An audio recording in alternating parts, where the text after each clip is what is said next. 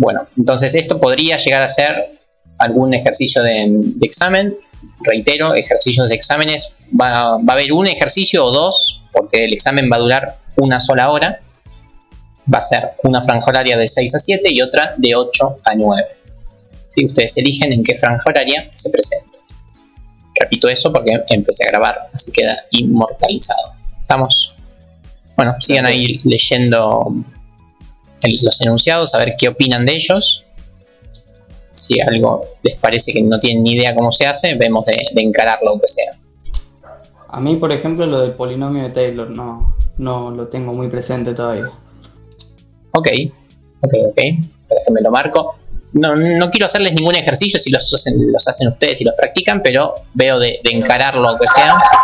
Veo de encarar este ahora en un ratito. Después con el resto, ¿qué tal? Me cuesta siempre el de optimización porque, no tanto por la optimización, sino porque cuando sale el quíntuplo del cuadrado, de un número, eso me cuesta escribirlo algebraicamente, por eso más que nada. Ok. Y bueno, a ver, y el primero, recta tangente, ¿de eso se acuerdan? Sí, eso sí, está la fórmula, ¿no? Exacto, sí. Bueno, sí, es un procedimiento más que una fórmula. Nada, que hay otro, me parecía que yo había puesto uno más de integrales. Ahí está. Si les achico así, ¿leen o no? Sí.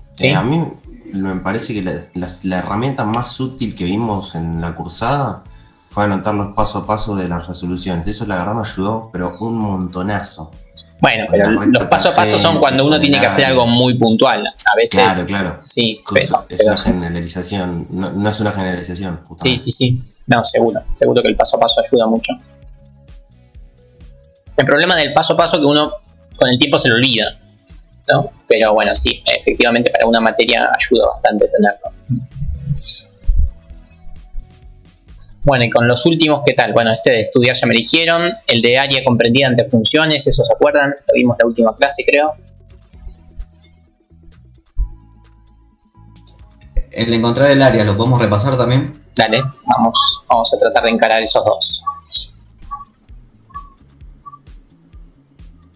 Yo calculo que van a ser 2 puntos, uno enfocado a derivadas y otro a integrales, que son los temas fuertes de mate 2. Pero bueno, después lo vemos la semana que viene, a ver.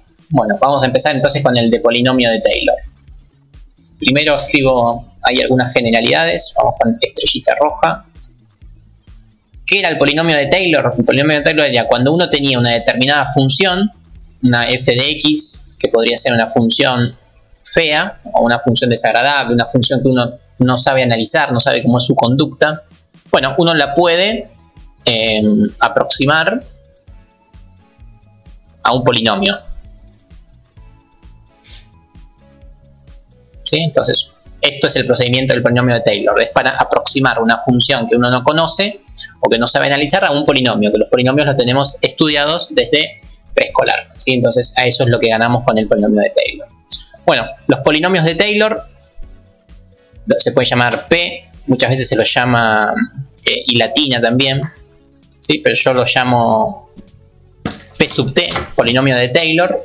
Es importante decir sobre qué punto vamos a trabajar. En este caso el punto es el punto 1, ¿sí? Entonces, polinomio de Taylor en el punto 1, o sea, cercano al punto 1. Y la otra cosa que es importante detallar es el orden del polinomio de Taylor. En este caso es de orden 3. ¿Sí? Esto es lo que nos está pidiendo el enunciado. El polinomio de Taylor cercano al 1 de orden 3. Esto es lo que tenemos que conseguir en el enunciado. Bueno, ¿y cómo era para calcular un polinomio de Taylor? Bueno, era bastante sencillo. El polinomio de Taylor de cualquier función era de la siguiente forma. Era la función evaluada en el punto en cuestión, ¿sí? La función original en el punto en cuestión, más la función derivada también en el punto en cuestión, ¿sí? Por x menos el punto en cuestión, ¿sí? Más la función derivada 2 veces en el punto que estamos analizando por x menos el punto en cuestión al cuadrado sobre 2. Bueno, Y esto podemos seguirlo infinitamente según el orden que uno quiera del polinomio de Taylor. Por ejemplo, podríamos escribir, qué sé yo, f derivado, qué sé yo, 10 veces, ¿sí? Recuerden que cuando uno empieza a derivar, bueno, las derivadas se marcan con números romanos, ¿sí? Estas tildes son en realidad números, ¿no? Es el 1, el 2, el 3. Ya a partir del 3, la derivada se la marca con, esta sería la derivada cuarta, etcétera, ¿sí? Porque si uno pone f4 parece que es f a la cuarta. Entonces, para no confundir con elevar, las derivadas de orden superior se empieza a poner los números romanos, ¿no? No es f a la x tampoco. Llega algún momento que la notación por ahí confunde un poco.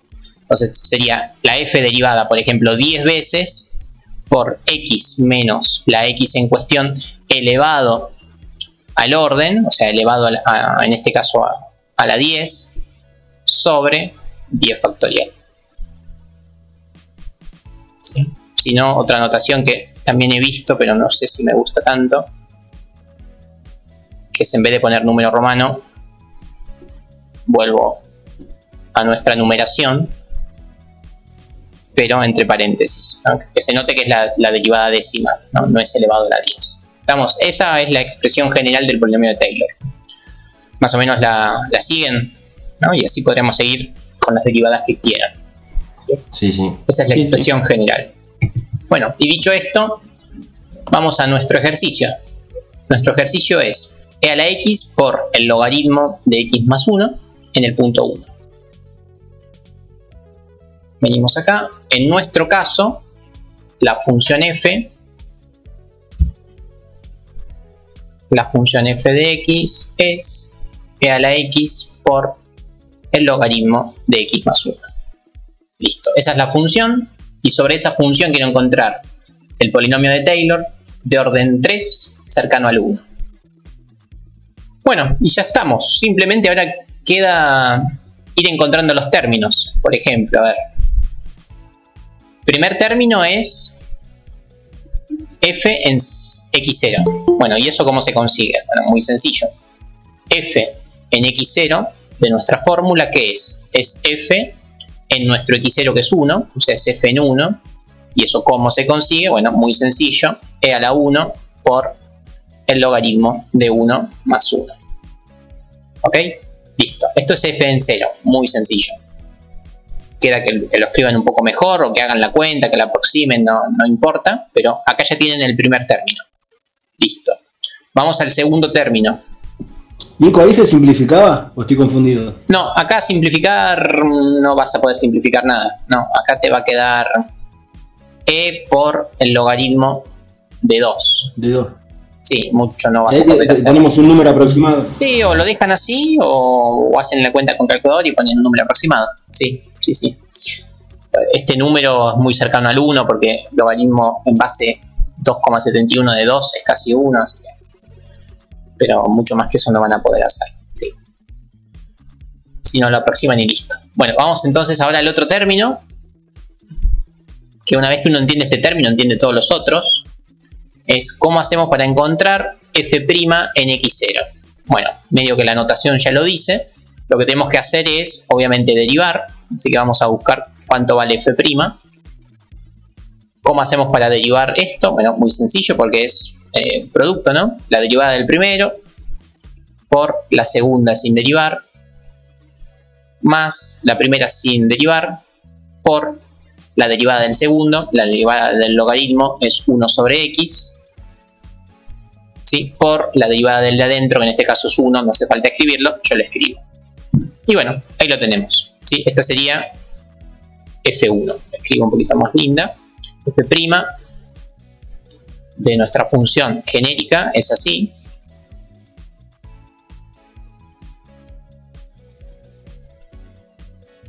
E a la x sobre x más 1. Ahí lo tenemos. Bueno, esto no es lo que yo quiero. Yo en realidad lo que quiero es la derivada en 1. Así que bueno, nada. Lo que hay que hacer es, en realidad, a mi derivada la quiero evaluada en el 1. Por ende me queda e por el logaritmo de 2. Que esto ya sabemos cuánto vale porque lo tenemos acá. Así que ya sabemos un número aproximado. Más e ¿sí? E a la 1 queda sobre 2. ¿Sí? Muy sencillo. Esto es, también si quieren lo aproximan, no hay problema. Eso es lo que iría acá. Y bueno, siguiendo así, vuelven a derivar esto y obtienen el segundo término, vuelven a derivar y obtienen el término de orden 3. Una vez que derivan, reemplazan en 1 y listo. Ya tienen cada uno de los factores que van en el polinomio. ¿Lo pudieron seguir? ¿Entienden más o menos el procedimiento? Sí, habría que sacar factor común, ¿no? Para después seguir derivando. A ver, déjame verla. Yo que vos, no. Yo la derivaría así como está. ¿Por qué? Porque cuando tengas que derivar esto, ya lo sabes derivar, porque de hecho ya lo derivaste. Es lo mismo que tenías inicialmente. Ya sabes cuánto es la derivada de esto. Más la derivada de esto otro, que no la sabes derivar, pero es la regla de la división. Y este término cuando lo derives va a dar 1. Yo lo derivaría así como está. ¿Sí? Si sacás factor común, voy a escribir lo que planteaste, que no está mal, yo no me di cuenta que había factor común, efectivamente hay un factor común e a la x, pero lo que te va a quedar es el logaritmo de x más 1 más 1 sobre x más 1 más 1, ¿no? La pregunta de él es, ¿conviene sacar factor común? Déjame que lo analizo a la que lo escribí. Te quedaría la regla del producto. Esto no aporta nada, tendrías que derivar esto. Derivar esto es sencillo. Puede ser, sí, no, si me apuras no me aventuro a decir cuál de las dos es más fácil. No veo ninguna complicación tampoco sacando factor común. Así que nada, quedan ustedes. Sí, yo pensé que por ahí se complicaba más este término, pero la verdad que también queda sencillo. Así que fíjense, como quieran, obviamente va a dar lo mismo. Perdón, profe, entonces habría que derivar nuevamente. Te falta derivar dos veces, te falta derivar dos veces. La pregunta que plantearon ahí es, ¿y cómo hago para derivar? ¿Lo dejo así o hago algún truquito?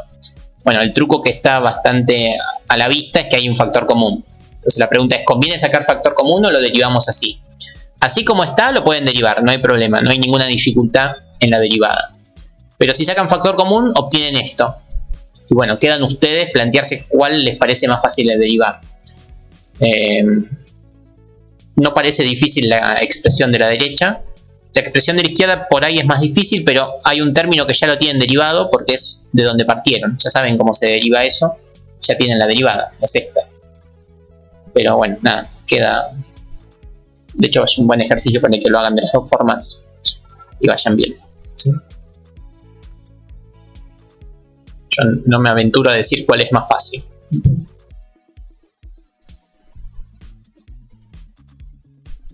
Si les toca un ejercicio de Taylor en el parcial, no va a ser difícil derivar, ¿sí? Eso lo voy a chequear. En este caso, la segunda derivada va a ser fácil, pero la tercera no la veo, no la vislumbro en mi cabeza, por ahí la tercera les queda muy fea. ¿Sí? La segunda no, pero la tercera no estoy seguro. Como esto lo inventé recién, por ahí la tercera se va de mambo. ¿Sí? Si ven que queda muy difícil la tercera, hagan de orden 2 y listo, total el procedimiento es el mismo. Vamos. Ok. ¿Sí? Bien, lo importante es demostrar, saber el procedimiento. Sí, bueno, si en el parcial le pido de orden 3, hagan de orden 3, pero bueno, en ese caso yo ya lo voy a tener chequeado, ¿no? Yo ya voy a tener el examen resuelto, voy a saber los resultados. Bueno. En este caso, todavía no llego a imaginar la derivada de orden 3. De hecho, si quieren practicarlo, lo podemos hacer con GeoGebra. Vamos a ver la derivada de orden 3 de esto, a ver qué tan fea es. Vamos a GeoGebra, si lo tengo abierto en algún lugar, acá está.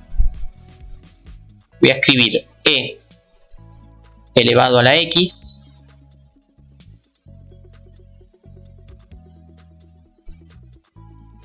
vamos con e a la x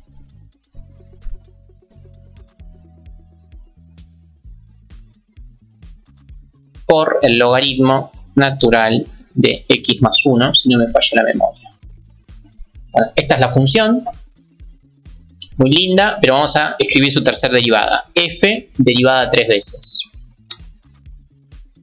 Ya, cuando la vean en GeoGebra les digo qué tan difícil va a ser derivarla. Bueno, parece que va a ser difícil. GeoGebra me pone un signo de interrogación, no sé si llegan a verlo. Sí, se ve. GeoGebra no sabe hacerlo. Si no sabes GeoGebra estamos al horno. Vamos con la de orden 2. La de orden 2 sí sabes. Ya la de orden 3 colapsó, pobrecito.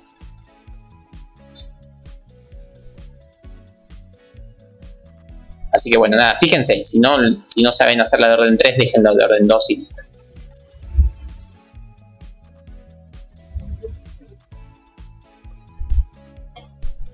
Esta es la de orden 2.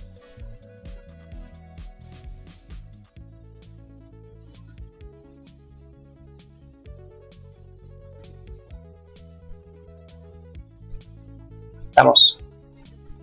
Bueno, nada, sí. Pues me dirán ustedes. Bueno, y eso es el polinomio de Taylor, es muy sencillo, nunca suele ser difícil el ejercicio del polinomio de Taylor. Si entienden el procedimiento, entienden qué cosa tienen que evaluar, en qué momento, no veo ninguna dificultad. ¿Estamos?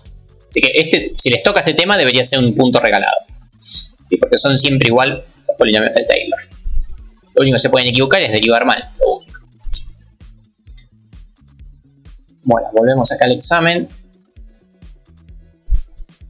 El otro que preguntaron es el área comprendida entre dos funciones, función f y función g. Primero vamos a tratar de recordar cómo era eso. Si tenemos eje cartesiano, una determinada función f y una determinada función g, ¿sí? G la de arriba, F la de abajo, como quieran verlo. Cuando se pide el área entre dos funciones, básicamente lo que necesitábamos hacer, ¿qué era? Bueno, primero encontrar, por lo menos a ojo, lo que uno quiere calcular, ¿no? En este caso, el área comprendida entre F y G, ¿cuál sería? ¿No? Con un simple vistazo parecería que pueden ser muchas, pero en realidad es que hay una sola, que ¿cuál es? Es esta que está acá, ¿no? Es la única área que podemos encontrar que está totalmente comprendida entre las dos funciones todo el tiempo. Y está encerrada entre las dos curvas. Bueno, siempre eso es lo primero, área. Esa es la que queremos calcular. No hay ninguna fórmula geométrica que nos diga cuál es el área de esto, ¿no? No existe base por altura, por pi, menos el perímetro del cubo, nada de eso nos va a servir. Así que lo que tenemos que hacer es, ¿cómo era? ¿Se acuerdan? ¿Qué necesitamos conseguir? ¿Se igualaba para encontrar los puntos? Eso, lo que necesitan conocer sí o sí es esto, los puntos de corte. Necesitan saber en qué momento las funciones son iguales, porque esos puntos de corte les van a decir justamente el área entre qué momentos tiene que estar comprendida. Así que efectivamente lo que hay que hacer es encontrar este punto de corte 1 y este otro punto de corte 2.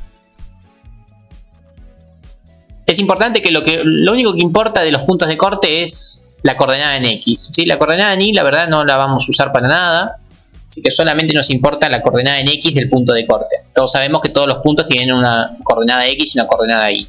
Para este procedimiento solamente nos interesa la coordenada en X. Bueno, ¿y cómo hacemos para conseguir punto de corte 1 y punto de corte 2? ¿Cómo hacemos para conseguir esto? Bueno, como bien plantearon por ahí, hay que igualar f con g.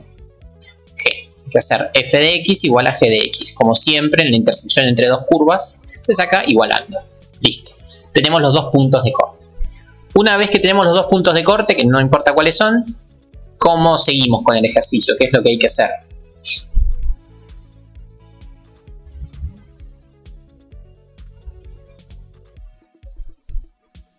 ¿Se acuerdan? Había que integrar el de arriba con el de abajo. Efectivamente, lo que hay que hacer es plantear la integral por regla de Barrow entre punto izquierdo y punto derecho, es decir, punto más chico y punto más grande, entre el punto de corte 1 y el punto de corte 2. Hay que hacer esa integral. ¿De qué función? Acá tenemos dos funciones. Bueno, siempre hay que hacer la función, lo que se suele llamar la función del techo, menos la función del piso. Entonces es importante identificar cuál es el techo y cuál es el piso en nuestro caso. Entonces, en nuestro caso, ¿cuál sería la función del techo y la función del piso? Es importante identificar eso porque si no, nos va a dar muy mal el ejercicio. Esperen que voy a cambiar los colores, ¿no? Esta es F, la de este color kaki es F, y F es esta de acá. Ya con los colores medio que les estoy respondiendo a la pregunta. ¿no? Pero eso es lo que tienen que plantear siempre ustedes. Y la violeta es la función g. Entonces, ¿la integral de qué deberíamos hacer? De este menos g. Ok, de la función techo, que sería f, efectivamente, menos g diferencial x. Entonces, bueno, este es el procedimiento que tienen que hacer siempre para el área entre dos curvas. Muy sencillo. Encontrar los puntos de corte, hacer la integral, localizar techo y piso, y esto siempre la mejor forma de hacerlo es graficando, ¿sí? Si uno no grafica, difícilmente encuentre bien la función del techo y la del piso. Si no conocen el gráfico, ¿cómo harían para saber cuál es el techo y cuál es el piso? Sin conocer el gráfico. Al tanteo, no sé. Bueno, sí, al tanteo más o menos, no tanto como el tanteo. Sin el gráfico, créanme que podría ser mucho más difícil y no estar totalmente seguro de lo que están haciendo. Pero el gran truco es, se paran en un punto intermedio entre los puntos de corte, ¿sí?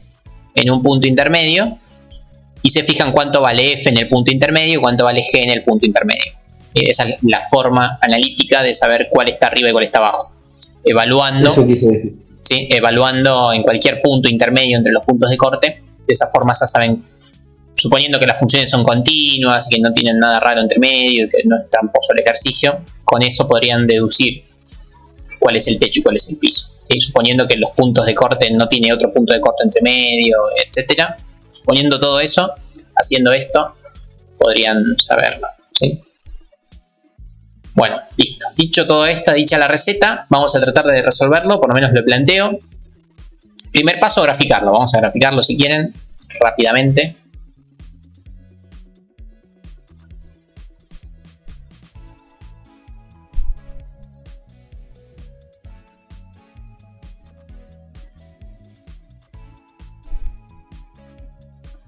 Vamos con, es x al cuadrado menos 4, voy a borrar esto. X al cuadrado menos 4x, ahí tenemos nuestra función f. Y nuestra función g es 2x menos 5.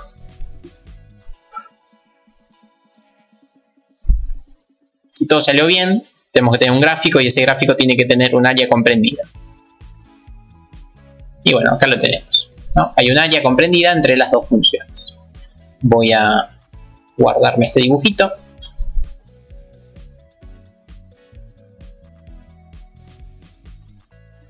Vamos a recortar acá.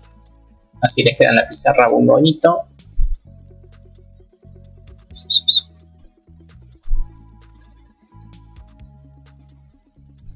Vamos con esta parte.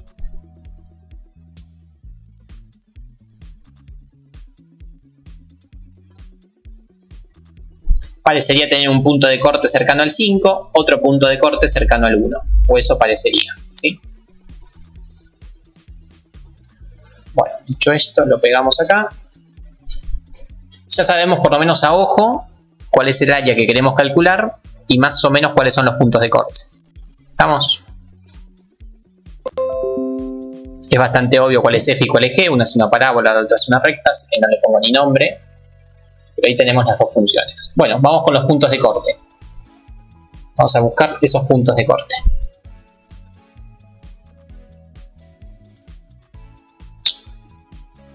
Puntos de corte.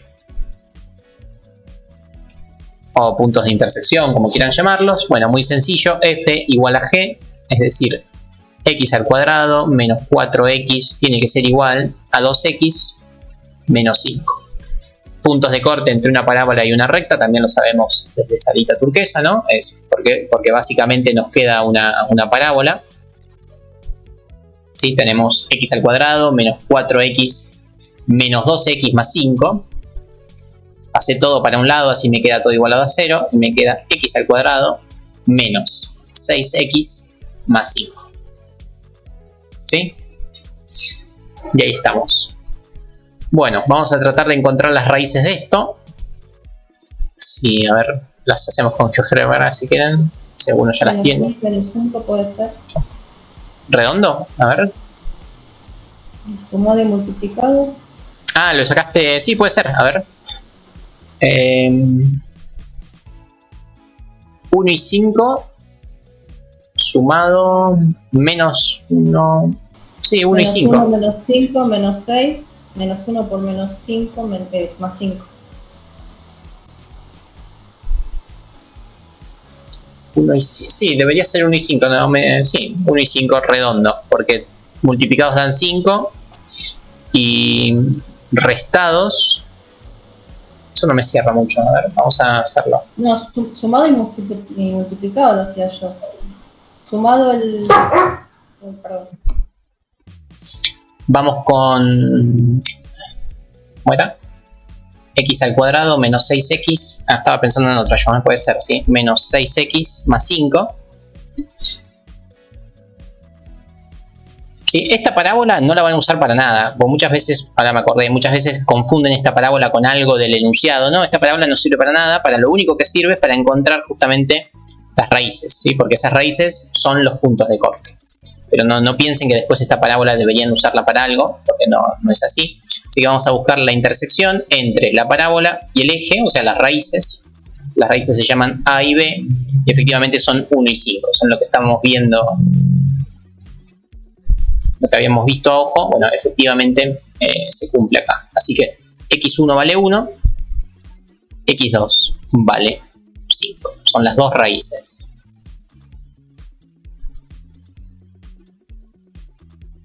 ¿Estamos? Sí, profe. Buenísimo. Bueno, y ya casi estamos, ¿no? Porque ahora lo que hay que detectar es qué integral hay que hacer. Hay que hacer la integral entre 1 y 5 de ¿qué cosa? La función del techo, que cuál sería. El techo en este caso es la recta, ¿no? La recta. Exacto, sí, ahora no me acuerdo cuál es. Es la G efectivamente, pero es la recta. Lo importante es que es la recta. A la recta hay que restarle la función del piso. Sí, la función del piso es, bueno, la otra. X al cuadrado menos 4x. Y todo esto diferencial x. Y bueno, nada, esto se los dejo para que lo hagan ustedes tranquilos en sus hogares. Terminen esto, pero es una integral muy sencilla, no es una integral de un polinomio, ¿sí? Donde tendrían que hacer la regla de Barrow, que ahí no deberían tener ningún problema, ¿sí? Nico, ¿y después la cuenta cómo es? Primero se pone el 5 y después... Sí, evalúan en el 5 menos la evaluación en el 1. En el 1. Simple, es el de arriba menos el de abajo, esa es la regla de Barrow, efectivamente. De hecho, miren, lo voy a partir en dos integrales. O sea, esto sería la integral entre 1 y 5 de la primera función, diferencial x, menos la integral entre 1 y 5 de la segunda función.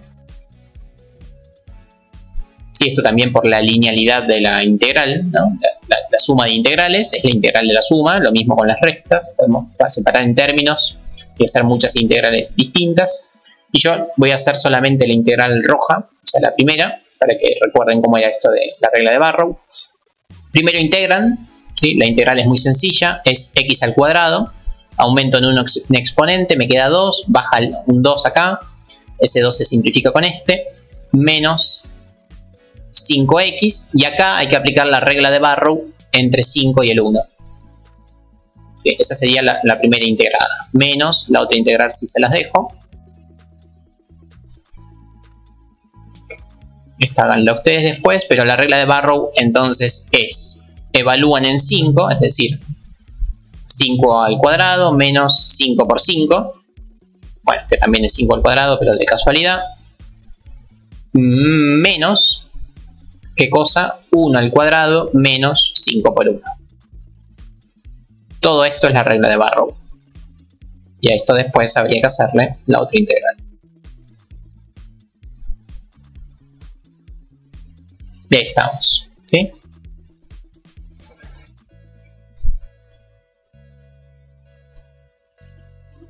Así es la regla de Barrow. ¿no? En este caso es muy fácil porque se cancela esto, ¿no? 25 menos 25 da 0. Y esto de acá me queda 1. Menos 5 da menos 4. Con el negativo da 4. Menos la integral entre 1 y 5 de x al cuadrado menos 4x. Diferencial x. Bueno, así que les hice la mitad del ejercicio. Solamente les quedó esto.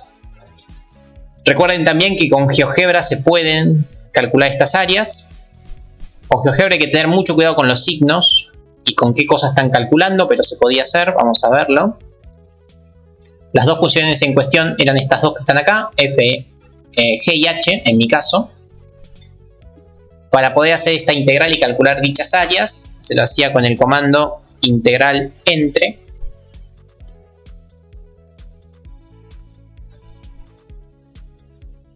Ahí estamos, integral entre, que es cuando siempre se me cuelga todo. Vamos con la primera función, es la g.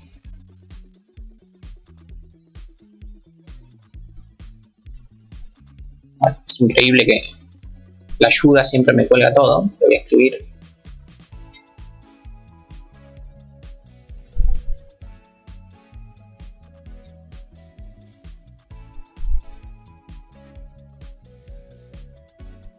No sé si tuvieron oportunidad de practicar esto con GeoGebra, pero es bastante útil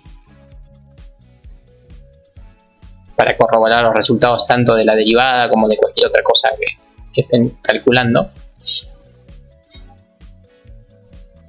Bueno, efectivamente se ha colgado. Si nos piden el área, profe, hay que corroborarlo con GeoGebra. No hace falta corroborarlo, pero para que ustedes se queden tranquilos no estaría de mal, no estaría de más, perdón. Bueno, GeoGebra ha muerto.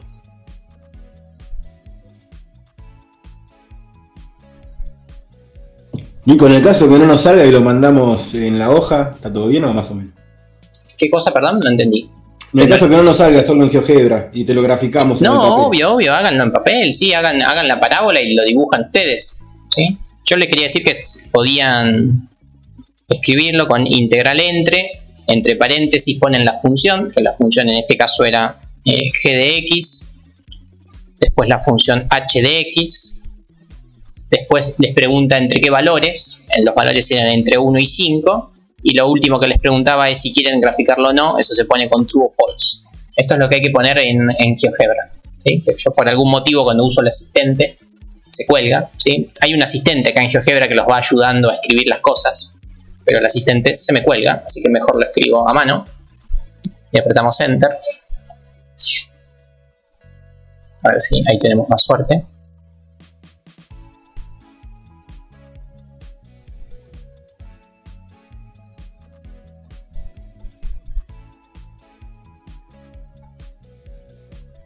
Sí, el asistente es un cobarde, efectivamente.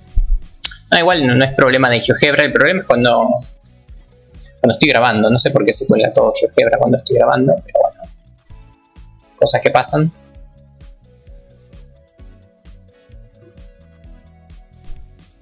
Bueno, ahí lo tenemos, ¿sí? Lo grafico con un celeste mínimo, pero lo tenemos, ¿sí? Fíjense esto, GeoGebra me dibuja el área, todo muy lindo, pero me da menos 10. ¿Sí? O sea, GeoGebra acá en algo hizo mal porque un área no puede ser negativa. ¿Y cuál es el problema? Que yo le puse G y H. Le tendría que haber puesto H y G y ahí GeoGebra lo hubiera hecho en orden. O sea, GeoGebra no es tan inteligente como nosotros. No detecta el techo y el piso, ¿sí? Así que lo hace en el orden que uno se lo dice. Si se lo doy al revés, seguramente pase a estar en el orden correcto. Pero bueno, es una buena forma de corroborar que de verdad hicieron bien la cuenta, ¿sí?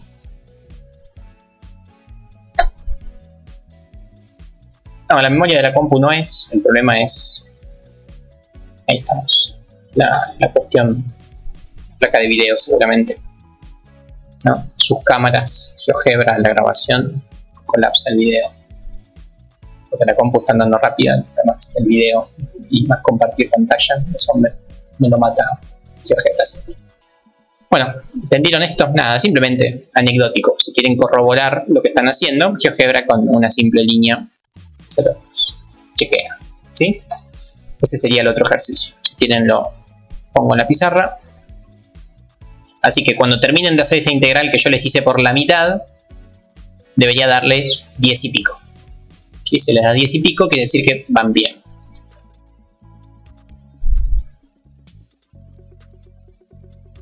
Ahí estamos.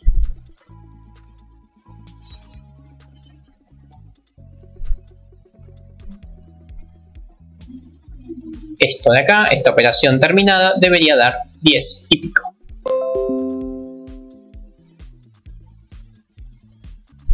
Bueno, les comento antes de terminar, que faltan 10 minutitos. ¿No era menos 1 y menos 5? ¿Qué cosa, perdón? No entendí. ¿No era entre menos 1 y menos 5 las raíces? No, mira, 1, ¿ves que es positiva la raíz? La raíz es, mira, cuando la tienes razón. Sí. Sí, Tienes sí. razón, no dije nada. No pasa nada, no pasa nada. Me olvidé. Que justo terminé de hablar con Luis hace un ratito, ¿no? Nos preguntaron recién cómo van a ser los finales. Preguntó la carrera. Bueno, y decidimos que va a ser virtual, por lo menos este año. Así que en diciembre los finales van a ser virtuales. Ya después, el año que viene, no podemos hacer mucho. Pero bueno, terminamos este año virtual. ¿Sí? Así que los finales de diciembre de matemática serán virtuales. ¿Sí? Eso se acabó de definir hoy. Ok. Bien. Ya después, seguramente en febrero y marzo, las otras llamadas serán presenciales. ¿Estamos? ¿Se entendió este ejercicio?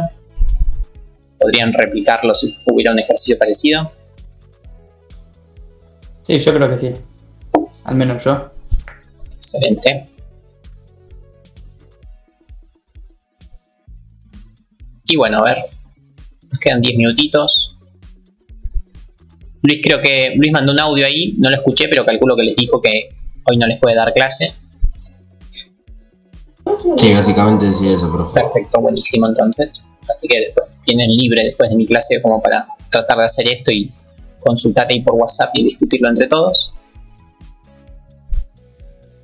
Ay, gracias Nati, nos vas a hacer llorar.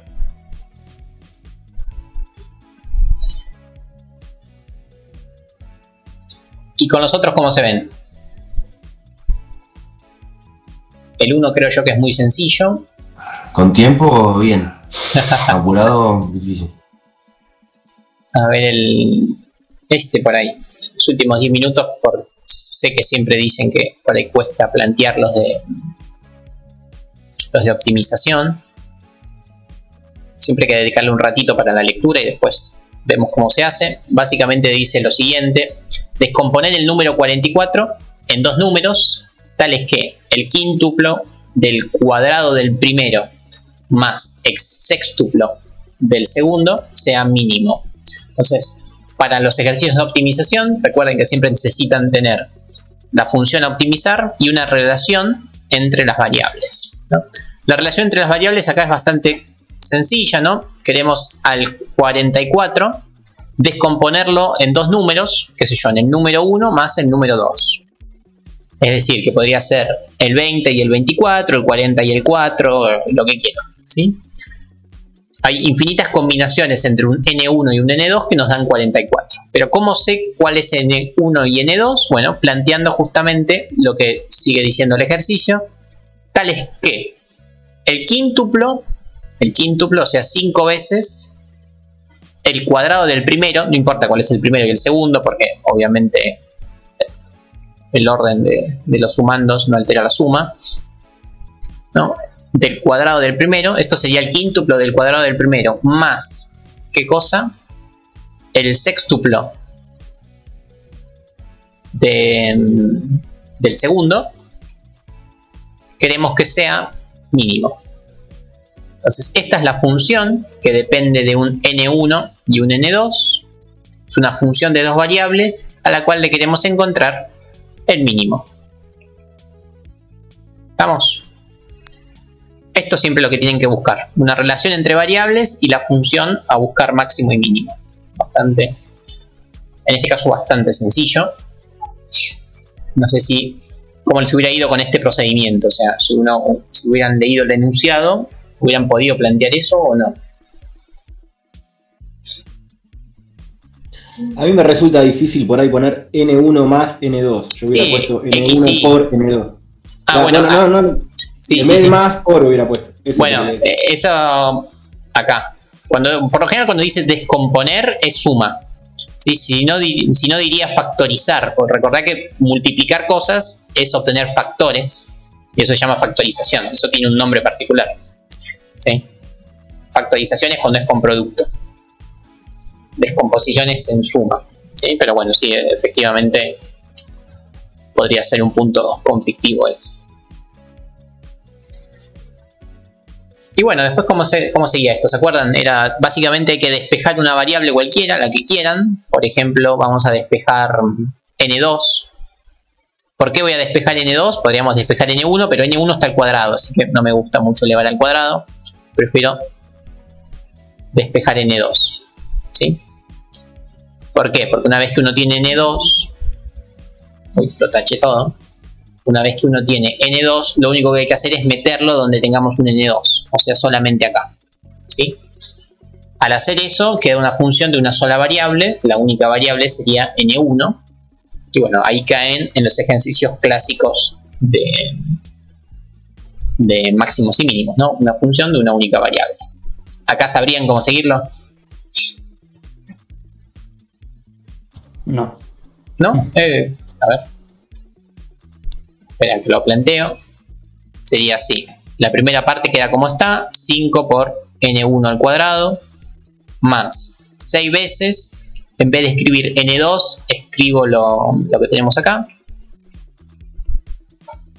Esta es mi nueva función, pero ahora es una función que solamente depende de N1. Ya no depende más de N2.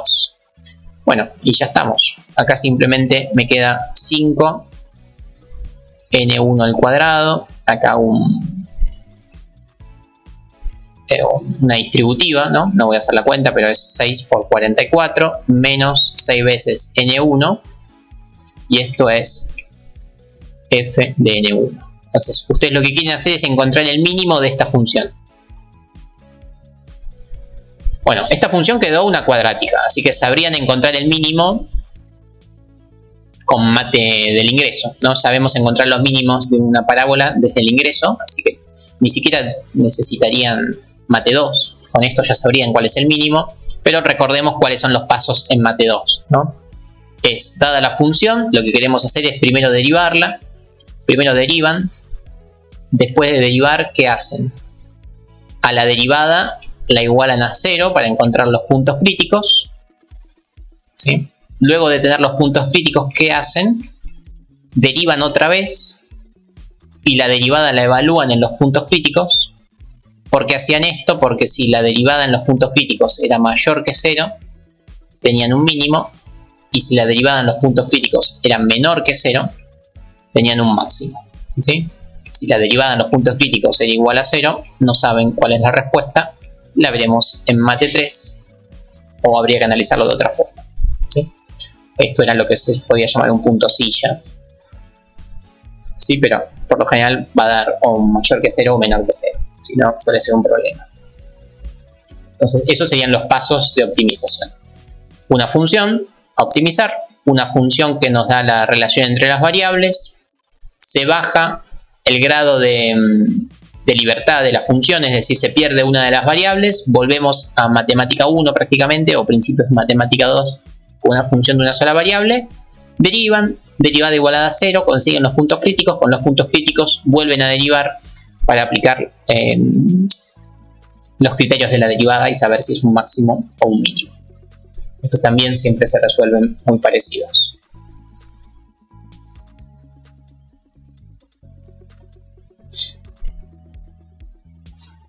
Claramente es una parábola feliz, ¿no? Tiene coeficiente principal 5, así que es bastante feliz. Tiene ordenada el origen en ese valor gigante, pero bueno, no importa, es feliz, así que toda parábola feliz tiene un mínimo, así que el enunciado parecería estar bien y tener un resultado coherente.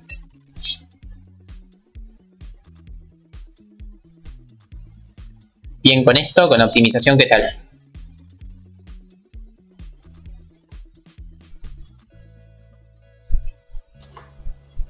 Un poco más claro. Bien, profe. Perfecto, perfecto. Bueno, y ya para cerrar, punto 1, recta tangente, que es el único que por ahí no analizamos. Bueno, tampoco analizamos este de extremos, pero este ejercicio, ¿cómo se hace? Bueno, se hace con lo que puse acá. Derivar, derivada igual a 0, derivada segunda. ¿Sí? Esto mismo que puse al final responde también a este apartado, ¿no? El de encontrar los extremos de esta función. El primero me dio 6 sobre 10. ¿El primero de qué?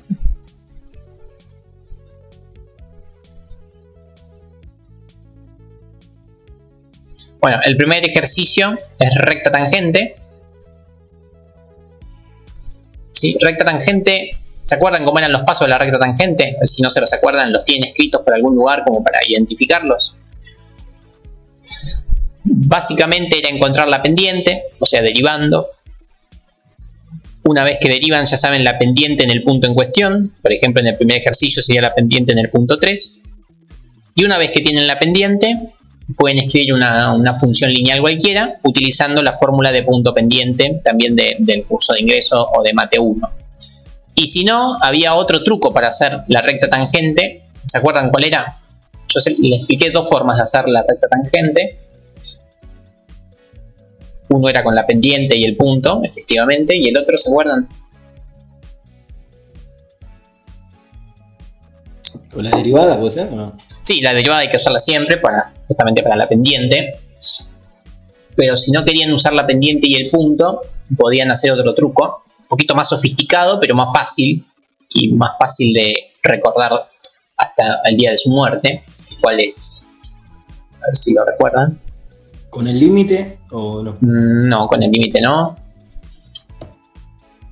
Bueno, la recta tangente fue una de las primeras ideas que se le ocurrió a alguien, ¿no? Alguien muy creativo desarrolló la recta tangente, pero después vino alguien mejor todavía y se le ocurrió algo mucho más poderoso y que incluye la recta tangente, que es el polinomio de Taylor.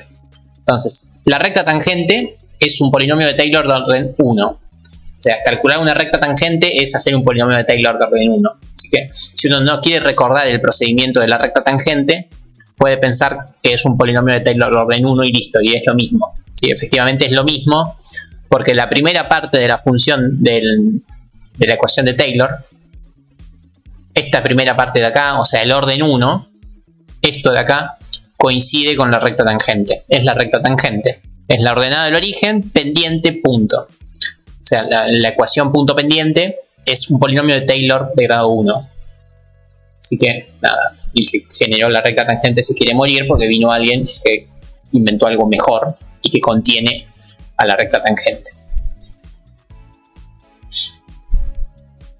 Así que, nada, es muy sencillo porque es un ejercicio, sí, que deriva del otro. Dime. Una pregunta. ¿Por qué no vimos L'Hopital o si lo vimos con otro nombre? No, L'Hopital no, este año no lo hemos visto, pero es una de las hay una clase que vemos aplicaciones de derivadas. Este año vimos recta tangente, polinomio de Taylor y bueno, los criterios de derivada, pero no vimos L'Hopital. L'Hopital se lo vuelve a ver en Mate 3 igual.